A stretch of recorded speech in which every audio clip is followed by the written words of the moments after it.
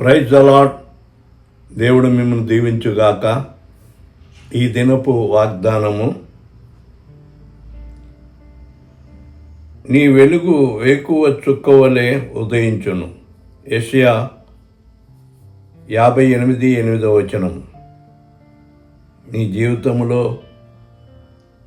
వెలుగును నింపే యేసయ్య ఉదయించనై ఉన్నాడు.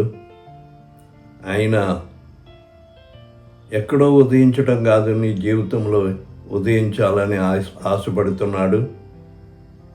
ఆయనను నీ హృదయంలో చేర్చుకుంటే నీ జీవితానికి వెలుగు కలుగుతుంది.